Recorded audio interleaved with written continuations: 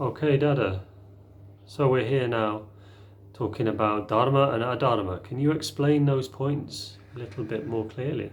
Okay, the word Dharma, I think it's a very important word for human beings at any time in human history, but I think today it's an extremely important concept. The word Dharma is from Sanskrit language, the ancient language of India. The word in English means the fundamental characteristic of something, of an object. That is its Dharma. So the fundamental characteristic of an object. We give a simple example with fire.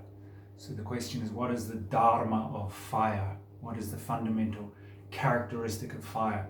Of course, it is to burn. So we would say the Dharma of fire is to burn, as a simple example. But a more interesting question is, what is the Dharma of human beings? What is the purpose of human beings? What is their fundamental characteristic? And the ancient mystics of the ancient world discovered human Dharma. They didn't invent it. It's not something made up by a philosopher. It was discovered, and it was discovered to have 4 qualities. So the first was, human beings have this desire and capacity to expand their mind. We're not happy to keep our mind in a small level, or somehow contained or constrained. We want to expand the mind. So that was the first characteristic. The second is, humans have the capacity and also the desire to bring their mind into a certain flow. What sort of flow? In a flow with the cosmic mind, with the universal mind. So there's that second idea, flow, being in the cosmic flow. We have this desire to be in this sort of harmonious rhythm, or this cosmic flow. The third quality, service, selfless service. We have a desire and capacity to help others. This is something that characterizes human beings. And the fourth quality we call returning back to the source from which we came. And these have, Sanskrit words to describe each of these 4 points. So that is, merger back into the supreme source from which we come. So when we get clear on what the purpose of human life is, which to these ancient mystics was Dharma, developing ourselves across these 4 qualities: expansion of mind, coming in the cosmic flow, selfless service, and ultimately becoming one again with the source from which we and everything has come. So when we're clear on what this human purpose is, then we can ask the second question, and that is, what is the purpose of human society? And that's a really big question. What is our society meant to be doing? We live in a world full of human societies, different countries, different cultures. So the idea of, well, what is the purpose of human society? What is it actually meant to be doing? And if we look in history, there's many competing versions of what that society is meant to be doing. But again, coming from this Dharma perspective, we can answer very easily what the purpose of human society is. That purpose is to facilitate the human beings to be able to practice Dharma. So that's the purpose of human society, is to facilitate all its citizens to be able to practice Dharma. What does that mean again?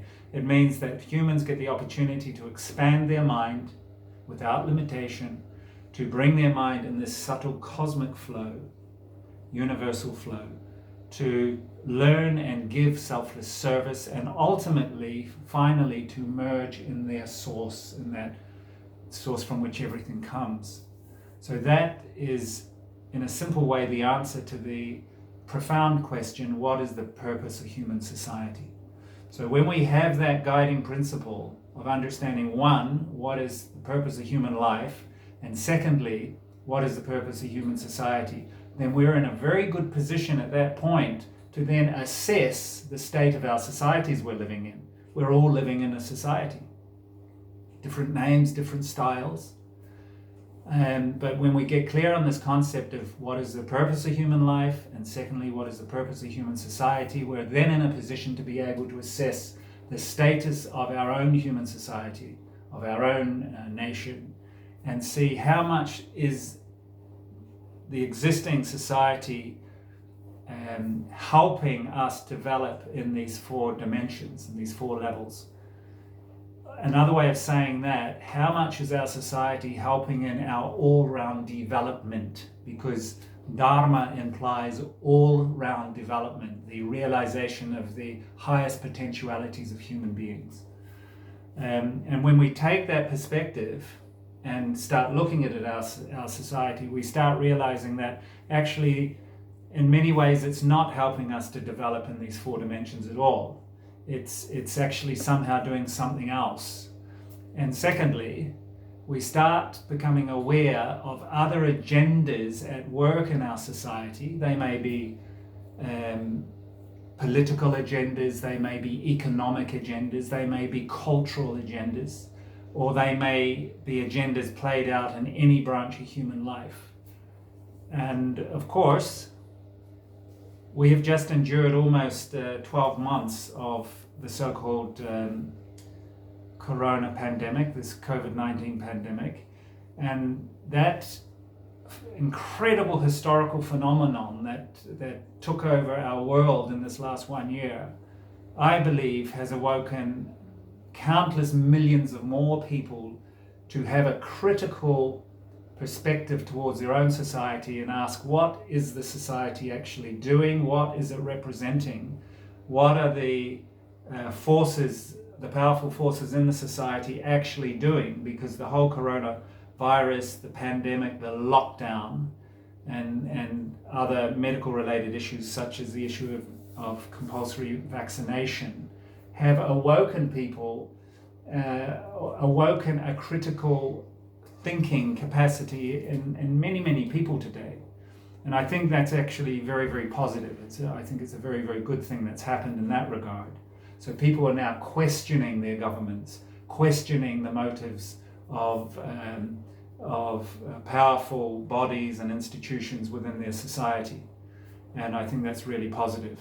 So when we start that questioning process, we can take it another step and ask the question, well, what is society really for? What is it, the fundamental purpose of society? And we come back again to this concept of Dharma, the fundamental characteristic of something, the fundamental purpose of something. And I think that's so important today that we get very, very clear on that, and it gives us the capacity then to compare what's going on in our local societies.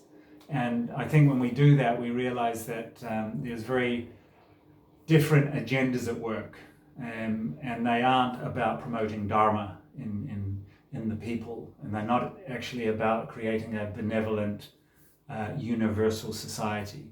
And I think today many millions of people have woken up to that.